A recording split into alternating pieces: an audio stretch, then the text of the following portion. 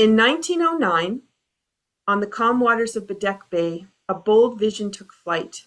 It was the silver dart lifting into the sky, marking Canada's first powered flight.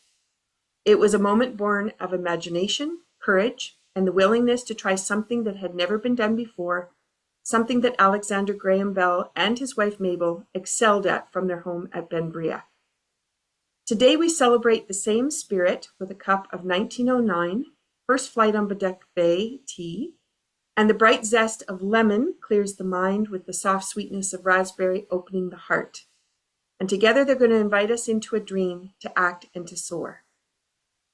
And as we prepare for this, I want to bring in our two guests today. I'm so excited to have Noah and Mica Scalin, co-authors of The Creative Sprint, which is both a book and card deck. And I invite you to come join us to create a lift-off with this tea ritual as we take the silver dart and the idea of innovation and making change in the world happen, bringing around courage and a leap into the unknown. And I'm saying it all this way because these two wonderful people work with creativity, they work with art, and they really inspire people in the business world to think differently through the arts. And we're going to tie that back in to our tea. So welcome both of you to the show today. Thank you for being here. Thanks for having us. Let's start with tea. So what did the two of you put into your cups? I've got Dame Frère, Oh Quatre Fruits Rouges. So this is my favorite tea from France. Oh, beautiful. Okay, now for those people that are listening to the podcast, Noah's just held up his mug. Would you like to describe the mug you're holding on to? Oh, this is a wonderful handmade mug that was given to me, and it has a beautiful skull on it, which may seem out of context, but is actually very relevant to the work that I do.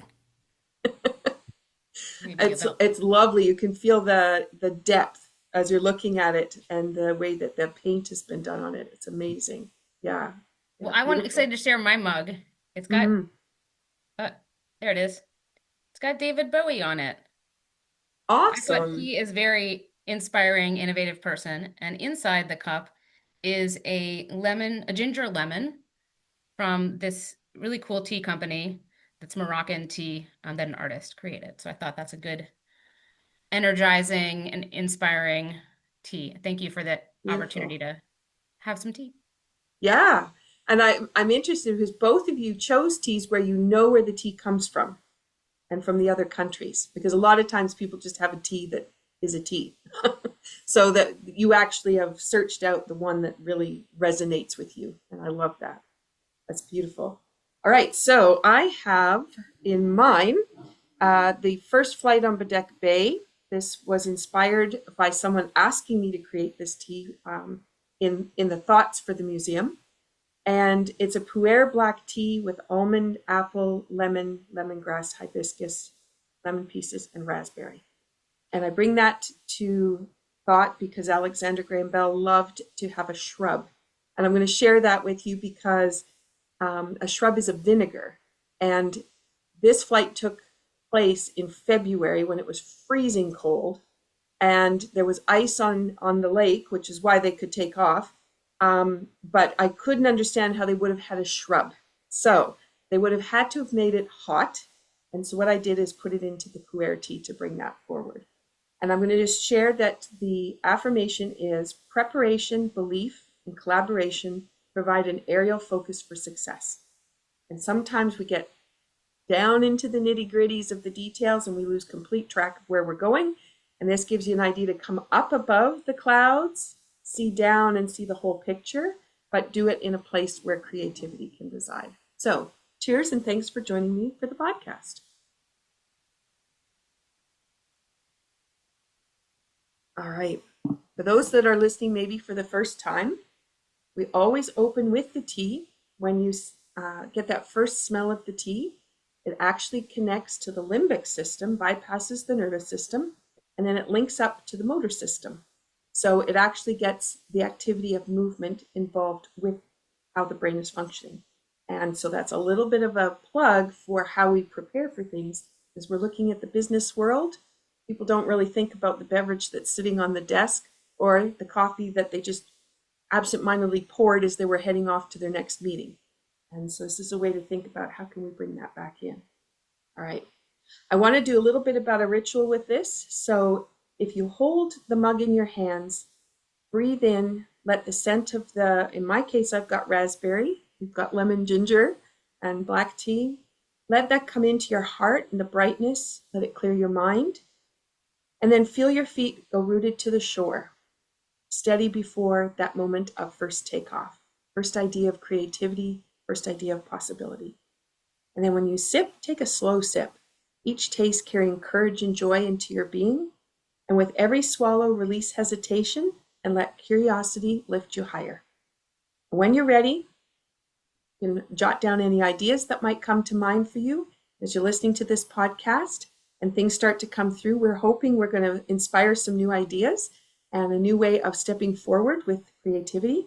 And we invite you to write those ideas down. Don't have any judgment on them. Just jot the ideas and see what happens. And that's the way we get wind beneath the wings so that we have flight in new ways. And as you close off with that final sip, know that you're ready to get started. And you'll see us sipping through the conversation. And that actually is bringing energy into the conversation, but also bringing kind of a closure to some different ideas. And that's another great way that we can bring that through. All right, so let's know more about the two of you. So I want to introduce you formally now to the audience. So you are siblings, and I love it. You said you've collaborated since you first met. So I love that. I don't know if my sister and I would agree. In our younger years, we got along sometimes, but not always. So I love that you can say that. And you've been dedicating your lives to sparking creativity in people from all walks of life. So, and both of you have extensive backgrounds in different areas. I love this. So Noah is an artist, author, and activist. In 2001, he founded Another Limited Rebellion with the vision making a living along with what he loved while creating positive change. And he brought his message to creative practice everywhere. And this has included incarcerated teens all the way to Fortune 500 executives. That is a huge audience. A graduate of New York University's Tisch School of the Arts, Noah's career has been spanning art direction for Trauma Entertainment and Avrix Clothing. And he has his own artwork, which is why he was talking about his mug, which has been exhibited in museums and galleries worldwide, including the Virginia Museum of Fine Arts, Mutter Museum, and even Times Square. He is the author of 6 books, most recently Creative Sprint, co-written with his sister and business partner, Mica. I'm sorry. Now, Mica is an artist, innovator, and coach whose career bridges media, culture, and human connection. She's among the first producers hired by NBC Universal Digital Studios, launching social media strategy at Showtime Networks. And she served as VP of Communications for the media nonprofit J-Dub. Her work spans documentary films, art exhibitions, cultural events designed to bring people together. She holds an MA in Media Studies, a BFA in Photography, and is certified in Leadership Coaching for Organizational Performance. Mica is also a co-author of Creative Sprint, the book, and the card deck, and is one of the creative minds behind Dogumenta, America's first art show for dogs. This was amazing. Went and had a look. Amazing.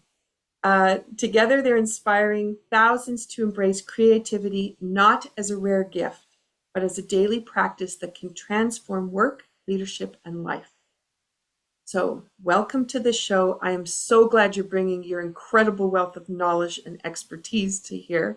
And I know it's going to be interesting where you're going to take us on this because of your background. So thank you both. So glad to be here talking to you. So Noah, we're going to start with you in what inspired you to write the Creative Sprint, and then what have you noticed about the definition of creativity that has evolved since you launched that book? Okay, big question. And honestly, what inspired me is this other person, Mica, who's here with me. So we started working together, as we said in our bio, way back when, but we actually came together around this work because of art I was doing and work I had sort of stumbled into in the corporate world. And Micah was really the person who said, there's a business to be had here. Can I help develop this and turn this into something formalized? And I was like, yes, that would be great. And so really she's the instigator for the creative sprint concept. And our work has really been about since that time has been it's been actually really exciting because as you were asking about the sort of how people think of creativity, right? And that's there's been a big transformation. The work that we've done has really been intuitive as artists. We kind of understand the value of this and we see how it works in our own work. But what's been great is to see all the studies and books coming out in the intervening years that have shown that this has real value and it's extremely transformative and necessary right now. Hmm. Yeah, I agree with it, particularly when people feel so paralyzed. Art is one way that you can start to move forward and at least make motion happen. As it was talking about that limbic system meeting the motor system, sometimes we are so paralyzed we just can't get going.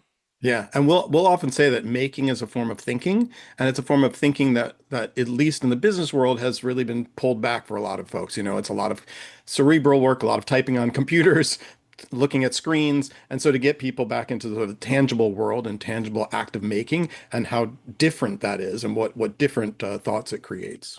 Hmm. And I'm curious with the pandemic, um, around this same idea, what have you noticed as a result of those people in their office at home as opposed to being at the office? But also, even just how the work transitioned for a lot of people. Yeah. It was interesting because on the one hand, our work had all been in person ourselves, and so we had to figure out how to do everything virtually. And what was great was to discover what was possible, right? There was a new way of working, and people discovered a lot of wonderful things from that.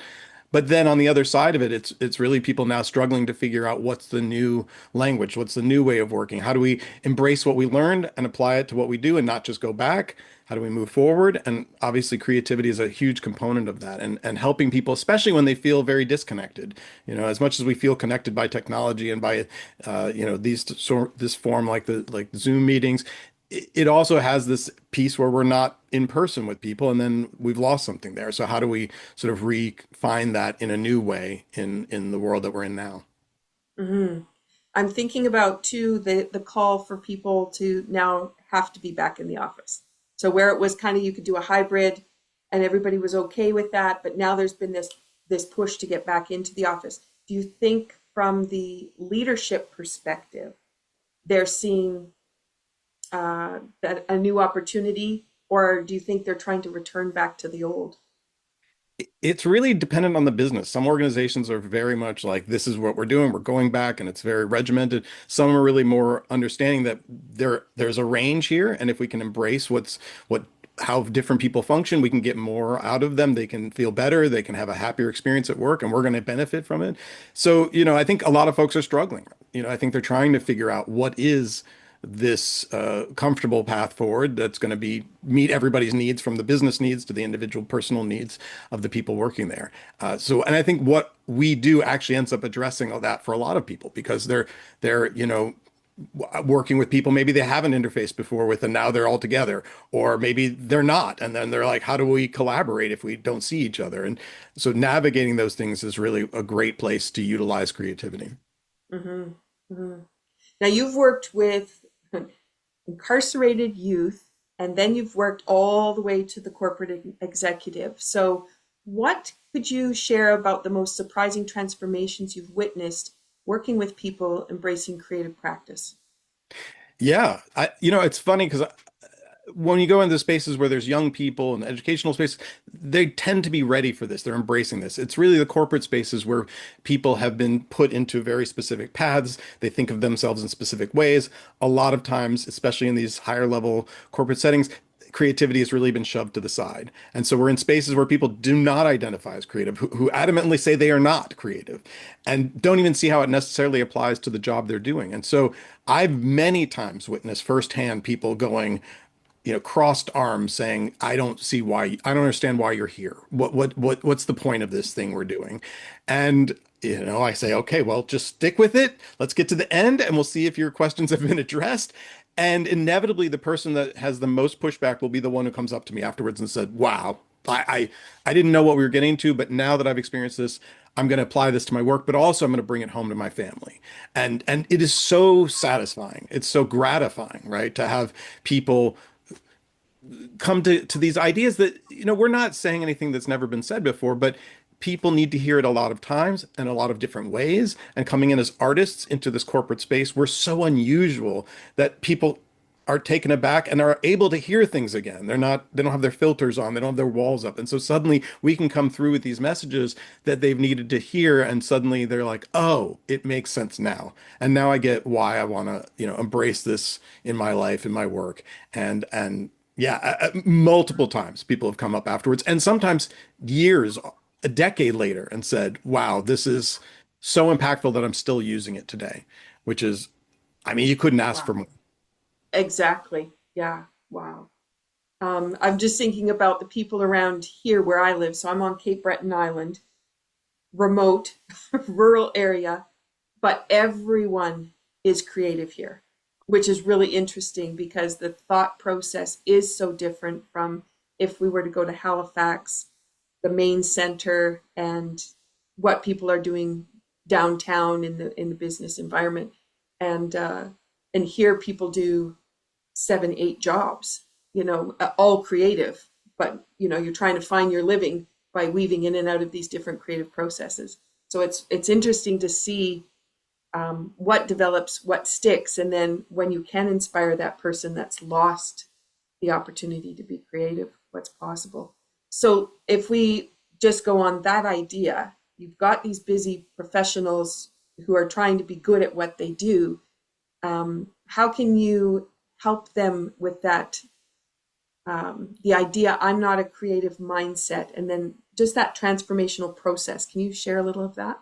Yeah. So in our work, we're often going in and sort of giving people some context, some language, some understanding of what we're talking about when we say creativity. It's such a broad term. So how do we bring it back to something that relates to what they do, help them define it, and then help them identify that they have this capacity and that it's a human trait that they can develop and it's a skill. It's something you can grow your capacity for through practice. And so we show them immediately. So often I'm doing a presentation, I'm talking about art, I'm showing them artwork, talking about the context of it in terms of work, but then we have them do stuff. And I think that's the biggest piece is that it's you get talked at all the time. You hear all this stuff or you read a book, and it's a completely different thing when you actually take action and you embody it. And once they do, then we have a process of reflection and sharing where people are able to identify, wow, okay, a lot happened in a couple minutes. And I'm seeing possibilities. I'm seeing why this would be something worth taking the time to continue to cultivate within myself. And so it's really about giving people a way in. So we lower the barrier to entry, right? We make it really easy. Little things, small things that don't take a long time, but are really profound when you actually pay attention to what's happened during that time. Mm-hmm, mm-hmm. Now, I'm thinking about too with, you talked about the leaders trying to find that right spot, but I'm thinking about the mental health capacity within the workplace. Can you just elaborate a little bit on how that creativity helps that mental health?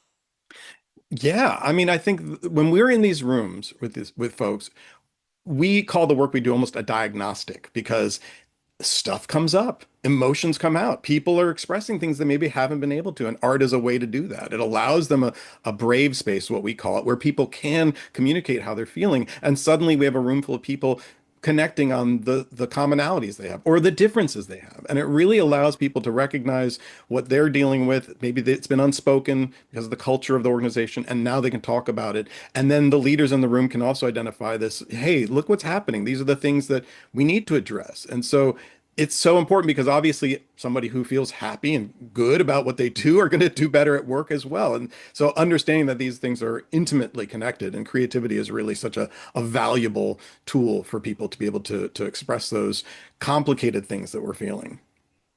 Perfect, beautiful.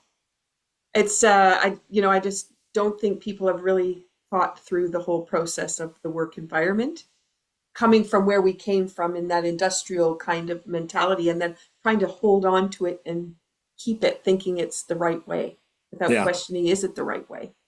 Um, okay, I want to ask you one more question. before I get to Micah. I want to ask you about the role that AI is playing because it's taking over a lot of the creativity.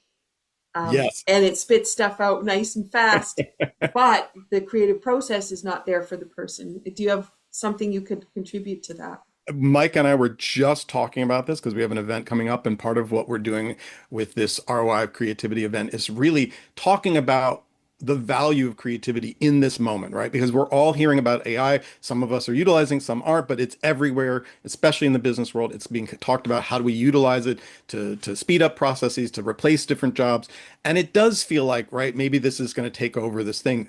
But our point really is that it's not a creative thing. It is a wonderful tool. It can do a lot of amazing stuff, but it is not inherently creative. It's really about the person that goes and uses it. So developing your personal creativity, whether you use AI or not, is irrelevant, right? But understanding that this is the thing that we own, that creativity is ours as humans. And so that we really want to talk about developing that capacity because whatever this tool does, or the next thing that comes out that's going to disrupt whatever, we'll be ready for it because we're really developing skills that allow us to problem solve in those moments when things are changing, and they're constantly changing. That's reality.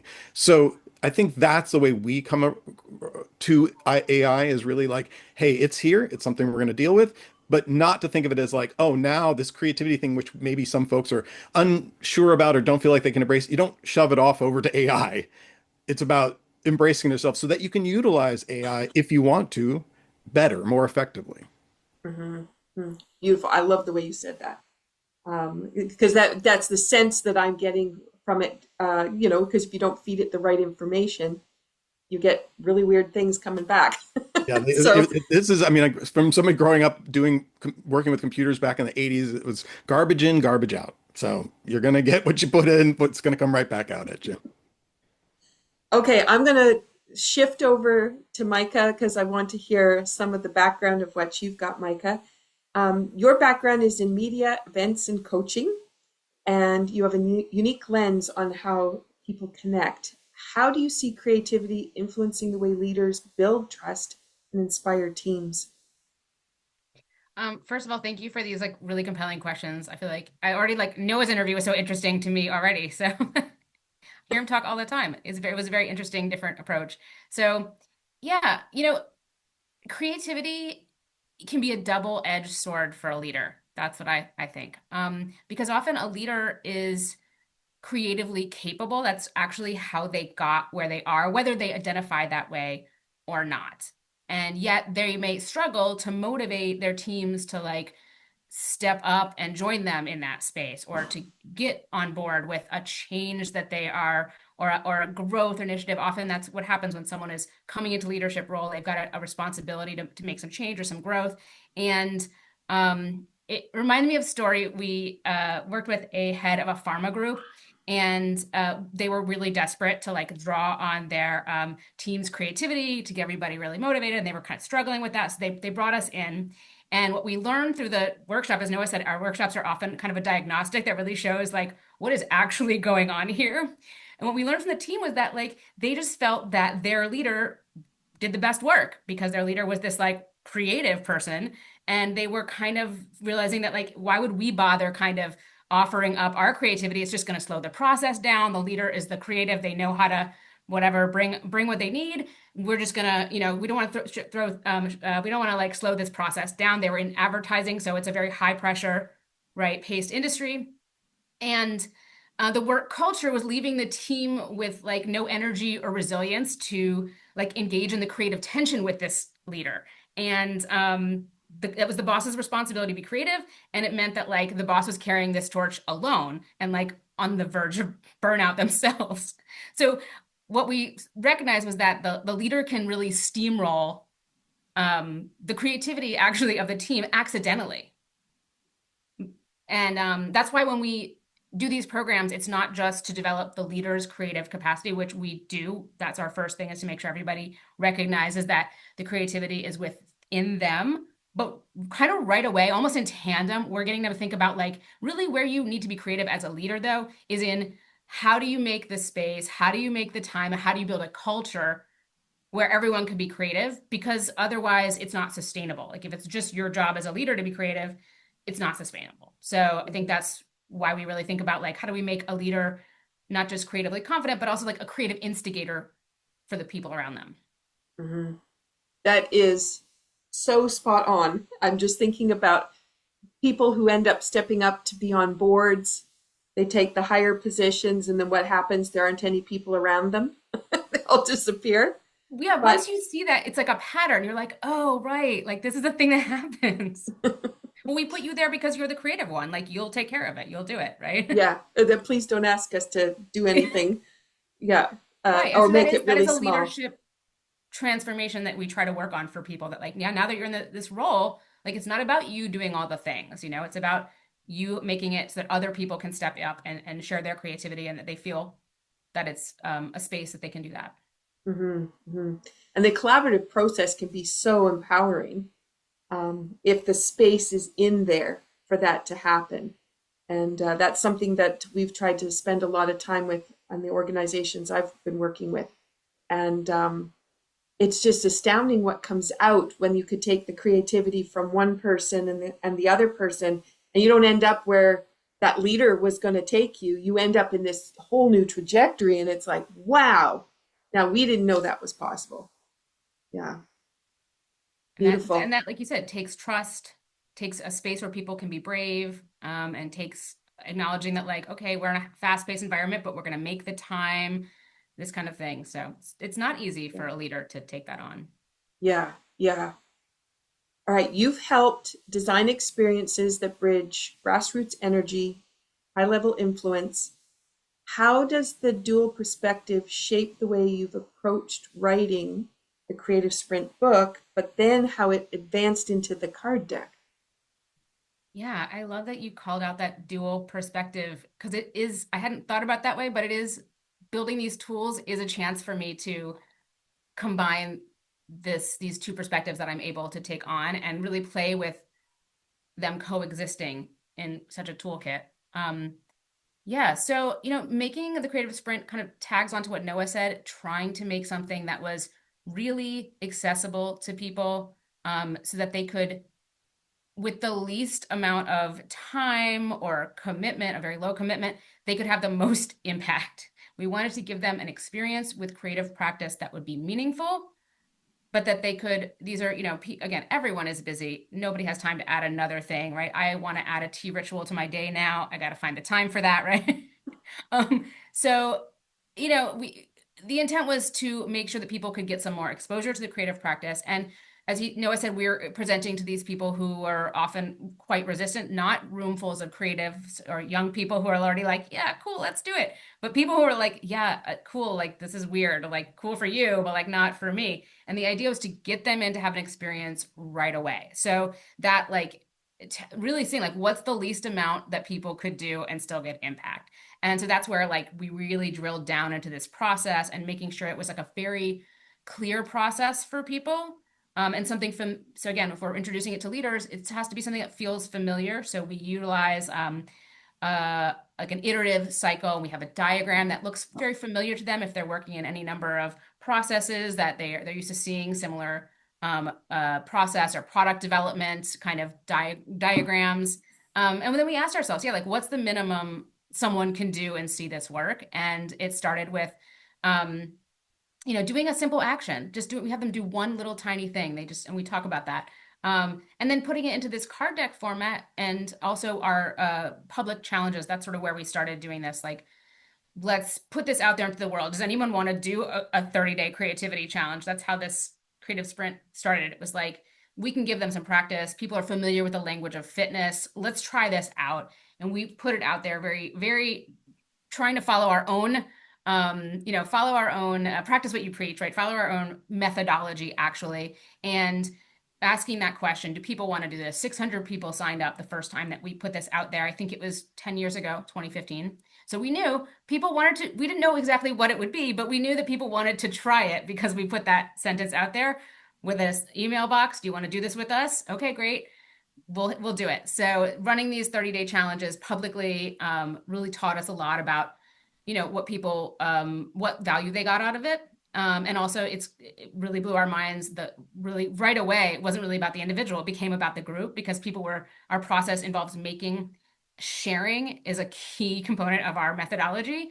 So in the sharing, you start to build a community immediately around what people are doing. So that's where that sort of grassroots component comes into play and just, really blew up what we were doing and how we understood it. So again, a leader could have a little experience themselves, and then they can use this toolkit to really expand the reach of this and make this accessible to, lots of people in their team or organization. Did I answer your question? I feel like I Yeah, and I'm thinking I'm just thinking about how, in social media, you've got to give, you got your 5 seconds for somebody to be attracted to even go for 10 seconds. And I'm thinking about how that card deck, because I also created a card deck because it was like people aren't going to read the book. They're not going to do it. So I yeah. created the card deck as well. But that piece of that's like your 5 seconds right there, enough to capture it and then say, yeah, maybe I do want to participate in that.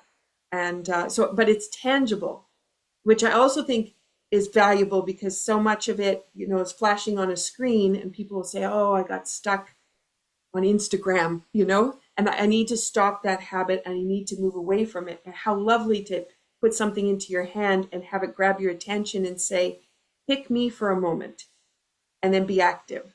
Like it Yeah, just, yeah. Isn't that nice? Yeah, the card deck format was really so fun to put together as, yeah, to create an item, a physical item, tangible item, and people really love it. They love having a physical item that they can touch. They put it on their desks, even if they don't use it. When they tell us, when I look at this, it reminds me to be creative. right. Cool, Yeah. right? Yeah.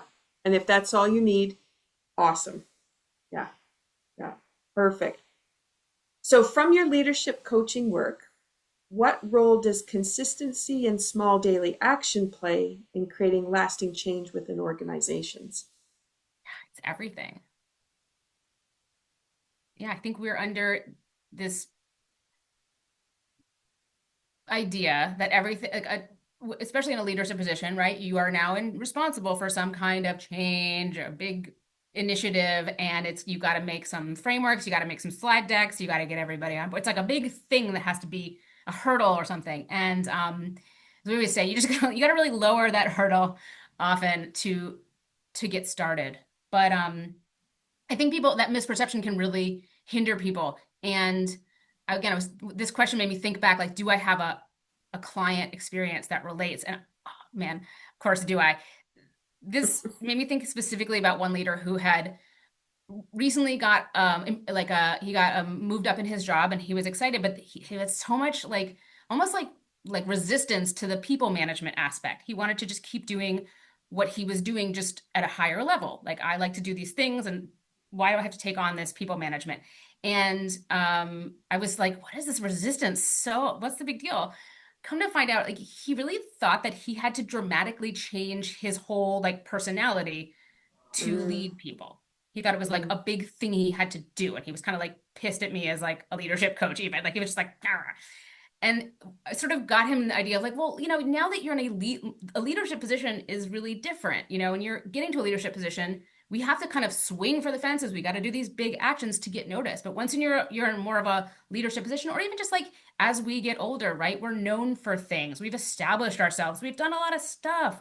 Like, the tiny people already, like, they're already attentive to you in some ways. And so we started like kind of playing around this idea of like, well, what's like the smallest thing you could do? It's classic coach, right? And that's what we do with Creative Sprint. And he kind of broke down his resistance enough to try something that just felt really, minimal. And then he realized it has a lot of impact. And that really, to step in this leadership role was not to change his personality. He really identified sort of as like an introvert. I like to be quiet. I don't want to have an open door, people coming in and out all the time. Well, you don't have to, but you have to show up consistently. So he realized that what they wanted from him was him, but that he needed to be more intentional about his day-to-day actions. So I think that um, it kind of says it all. It's just a reminder, right? That like, mhm. wait, people want you to be you. They don't want you to like dramatically change. That would actually be pretty shocking, right? And Yeah. that even though we have to have, you said, we have to have these big ideas and big visions, but they don't happen instantaneously. That would be shocking. And there will be a lot of resistance if that's what you're expecting, immediate change, right? Hmm. Hmm. And yeah, if you put that new leader in place and they completely change who they are, their reason for getting there is gone. Right. That's not why you're in that role, right? You're there to be yourself. Yeah. Yeah, yeah. Now, I want to go over into the documentary because this is really interesting and it has such incredible power for relating it back to business, I think. And can you just explain a little bit about that project and maybe what you learned from it? Well, I'm excited to hear what interested you in that project because I love the like when I look through all the amazing things that you do and how much I connected to really what you're doing is about really presence and embodiment, like really fully existing in like the wholeness of what humans experience. And I like was like, oh yeah, like this is it, right? This is also why Noah and I are having people do physical activities to activate their creativity. It's not that creativity can't happen just like in your brain with a computer. It can, but we need to activate it through our sensory physical experiences. And Hmm. Documenta really it comes from a playful place because dogs are playful and that they are about bringing joy and playfulness to our lives. They have a lot to teach us. Animals have a lot to teach us. Their consciousness is not lesser than ours. It is tremendous and fascinating. So I'm definitely one of those people. I'm intrigued with consciousness in general. And this project came out really organically. Very dear friend of mine and her dog Rocky used to visit art galleries here in New York frequently. We still do together. But she was going to write about art. That was her job at the time, and she was disinterested. She was tired of it. It was boring to her. Her dog, however, was quite interested. He was quite curious. He was like sniffing around. He was trying to look up at the art. It was too high for him to see. So we started thinking like, wow, like he could really teach us something about art, maybe. Maybe there's something to learn from him. And then we posed that question to end up being commissioning art from 20 different artists, 10 in New York and 10 in Los Angeles for two different public art exhibitions that welcomed, I say, thousands of culture hounds of all breeds and species to have an experience with art that was led by the canine companion. It's just so amazing because we have two cats, so cats are a little bit different than dogs. But when my mom started describing her new dog that she got and the personality and the things he liked as she was trying to get to know this dog, just what you're saying, our whole view changes because we're looking through a different lens. And my goodness, what happens to creativity? And when you see some of those art projects, what they thought of in order to entice the dog to be interested in art, amazing. And so many textures to it. They've got the sound in there. They've got, the what they would taste, like just all these incredible things we wouldn't think about. And then as humans, what does that mean when we're looking at a piece of art? We don't get as many details as what those dogs got. We don't get to sit inside a beautiful green space with a whole bunch of bones surrounding us. We might look at the art and not really participate in it. And so, what would draw us in? How could we be more involved in the way that we're working with art? And as you were talking about that movement based piece, more creativity with how you move. I just felt like you could move around the art in a different way. You could be present with it, but then you also got to view it through your best friend's eyes. And how exciting is that?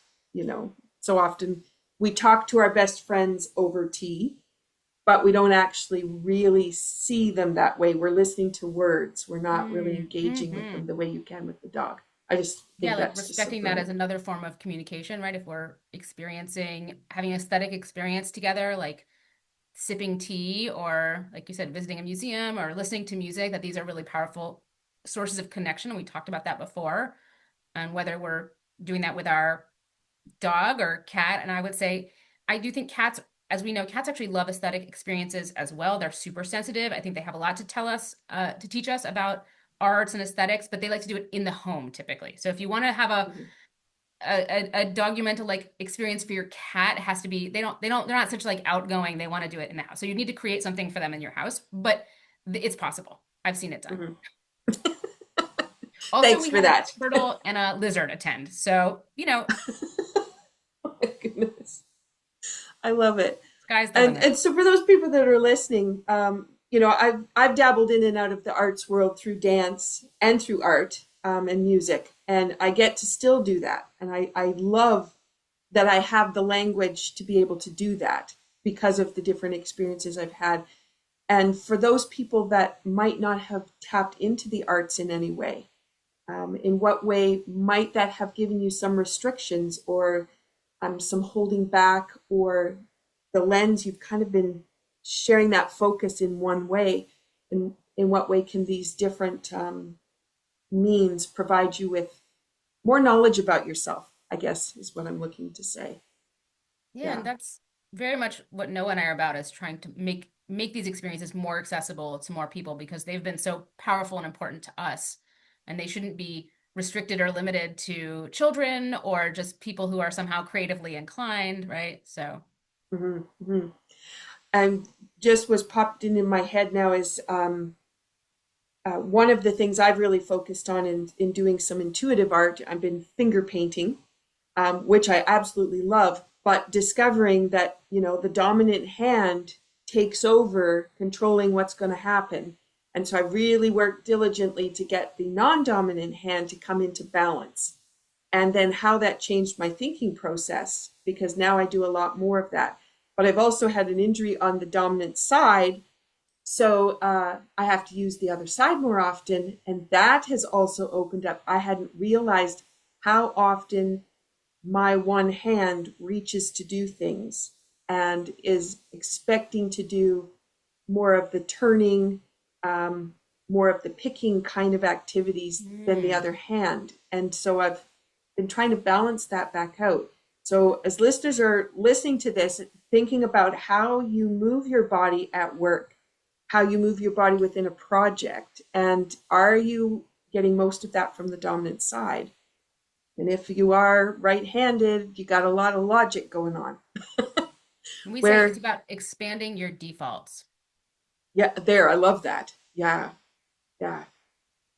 Just incredible what can happen. And I guess that's where the Documenta was just, it really just blew everything out. And it's just thinking, yeah, we really have to change our lenses and turn things inside out and bring it back. And what happens then in the workplace? And can we really learn from the pandemic? Can we really learn from how we can be online and in person and find things we never imagined, and stuff that didn't happen 100 years ago, didn't happen 50 years ago. um, it's just incredible. Okay, I'm gonna leave that. So I'm gonna um, let's talk about the challenge that you have and the details. So you both talked a little bit about it. Let's find out more about it. The challenge of the creative sprint, you mean? Yeah. Yeah, so the way it's structured is so it's a tool we developed. We use it with individuals, organizations. There's a lot of forms it can take, but the simple version is that there's a daily prompt of some sort, and the prompt is really a way for you to start taking an action. So that way you're not working with a blank page. I think that's so important that people get overwhelmed, don't know where to start. We were talking about that. And this is really just like a simple way to move forward. It's about interpretation, but it's also a challenge. How do you solve this problem? Maybe this is familiar thing and you're comfortable, and maybe it's a really unfamiliar thing that you're not comfortable with. So how do you take some action? How do we make it a small amount of time that allows it to be doable within your existing schedule? And then we ask people to do it over and over. So it's iterative. It happens over the course of traditionally 30 days, but it takes other forms. But again, we want people to practice. It's not about a one-time thing. It's like going to a mental gym. It's a workout. Got to develop those muscles. You don't get the benefit if you just go once. So we want people to do it over and over. And we know that that's habit forming. And that's when you can actually see progress by taking these actions. So it's really small. Do something daily. And then we ask people to share it in some form. And then we also have a reflection component so that people can learn about what happened. And then beyond that, we help people think about how they can then apply it to the work that they do beyond this little experience they're having. Wow. And is there because you'd have leaders in the business world, but then you're going to have the employees, the colleagues. Is there a difference that you notice between those two different roles that people have? Absolutely. Micah, do you want to take that? A difference in, Just as they're playing with these activities and the viewpoint that they're coming from, Do you notice that that makes a difference, or people just dive into the activity and doesn't really matter? I think in this setup, whether someone's coming from a leadership position, that really shifts. It depends on like if we're working with them together in a group, I would say there could be some imbalance there, like power imbalance that might make more difficult to feel really creative in front of your team or vice versa. And we're asking to challenge that.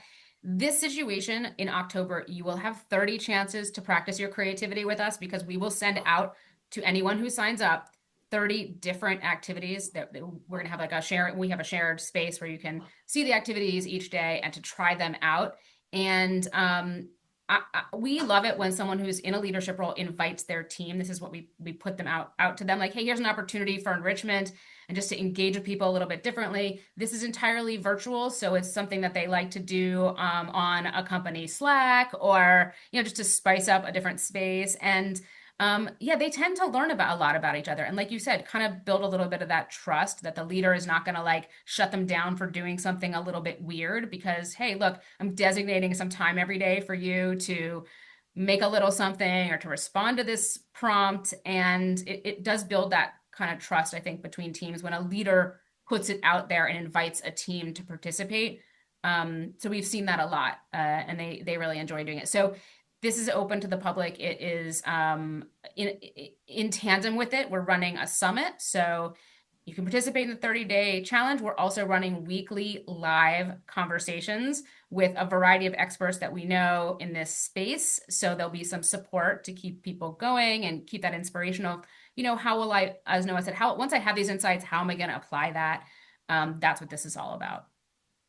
So just Beautiful. lots in there. We want to fill people's brains up with lots of ideas and send them off I, with you know, a I think toolkit. I think they also this brings it back to the human level because a lot of times at work, right, it is about this role, this job, who you, and I think when we have people engaged in this way, then they return to being humans and they see each other and they're able to sort of respond in a different way. That's not to say, as Mike was pointing out, like there is differences in terms of, leaders often are understand why they're doing this work and are coming at it because they're trying to achieve certain goals. And when employees are doing it, sometimes it's a mystery to them because they don't necessarily understand the bigger vision, which is part of that diagnostic experience. If they're feeling like, I don't know why we're doing this, but we're going to do it, they're looking to the leadership to explain this. And what we're trying to do is create connections so that there's shared language, shared understanding, shared values, so that everybody that's part of an organization understands why they would want to develop their creative capacities for the benefit of the organization together. They're all on the same ship. So it's not about individuals having success and then everyone else just going, I don't know what I'm doing. I'm just here. Yeah, Right. it builds some really interesting interactions. I would say we see things like the person who doesn't identify creative and keeps saying like, "Oh, I'm not creative," or they'll say like, "Oh, so and so is going to be real good at this because they make really cute drawings," or like whatever. You start to see like there's already these sort of roles that people have taken on in the organization, like this person's a creative, this person's a whatever, and they're sort of taking themselves out of the creative role. And then also that creative person, as we said before, can be like, well, I feel like nobody wants to join me here. Like I'm all alone doing all this stuff, right? So this is really fun because they'll be like, someone, makes something that they feel like is weird and awkward and funky. And that creative person is like, oh my God, that is the best thing. Like, I'm so inspired by what you did. Like, thanks for sharing that. And it, really builds this nice sense of connection where people can really, trust each other and share a little more in their processes. I just had this experience. So a group that we worked with,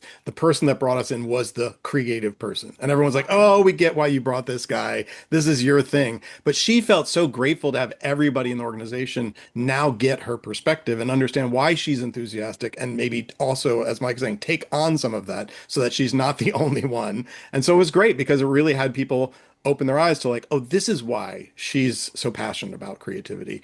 Now we can also share that." Beautiful. Beautiful. I'm just thinking of some of the projects I've been working on and watching people struggle with, videotaping and then processing, and so all those little pieces. But the finished product of what's come out of there and the dialogue that's resulted that they've never used before. It's been so fun to watch people move past that. And then what does that mean? Yeah, I love it. Okay, how can people sign up for the summit? and how can they sign up for this challenge? It is called the ROI of Creativity Summit. I will share the event and ticketing link with you. And you can also visit us at anotherlimitedrebellion.com and find us on LinkedIn. Beautiful. Great. And it starts on September. Yeah, we kick off on September 24th. Okay. And it's running for 1 month, so people can expect till towards the end of October. Yes. Which is perfect for what November brings in. That's our bioenergetic wellness month, which is then you can really think about how you want to move all of that new knowledge forward and let things shine for you. Yeah. Beautiful. Okay, have we missed anything in conversation? We covered No? a I think we covered a lot in a short time. I'm really I'm sure excited. folks are curious, and of course, we're happy to talk to them. So have people reach out to us if they want to know more. Perfect. Great. Good. And so if you're working with people on creativity, I'm curious, what are your favorite go-tos that get you out of your work mode and just you can go be creative for yourself? I go to the beach. That's like my jam. Or like put on some roller skates. It's like I was going to say roller very skating good. is a Like for big me, one. it's like very getting back into my like sensory physical space for sure. Yeah, Mm-hmm. we That talk kind of about thing. change of environment, right? If you're in the same place. So travel definitely inspires me. Anytime I can, I love to get to travel for work because it gets me a new environment to check out, new people to meet, new things to see, and then I come back refueled, refilled, recharged. Mm-hmm. Yeah, I agree with you. And I was last night down to the harbor to watch the sunset. I didn't go Mm. down to the beach. That was a bigger trip. And so I thought I'm just going to go down, but standing on the dock and the water, lapping up, it was just so beautiful. And just a few minutes of change of perspective. And then it was like, okay, now I can go back and look at the other things that need to happen for the day. Yeah, we talk about change of perspective in a very literal way, right? Like literally looking at things from a different viewpoint. Mm-hmm. It matters. Mm-hmm. It really does matter. Yeah. As I've been working on World Mental Health Day, which is October the 10th, which is in the middle of your challenge, um, looking at things from a mental health perspective, it's really the lens, simple things that I'm looking at and thinking, how does that impact? What change does that make? And I've looked at a few things, definitely in my house, that either support or doesn't support what mental health is requiring. Yeah, beautiful.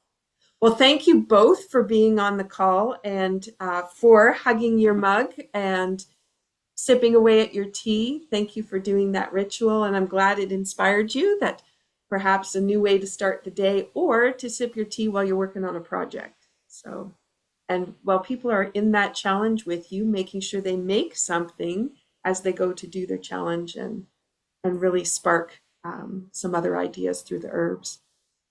All right.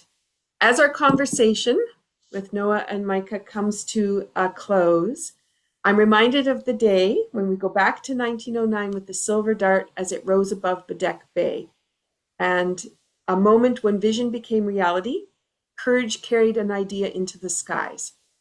Creativity works the same way. It starts small.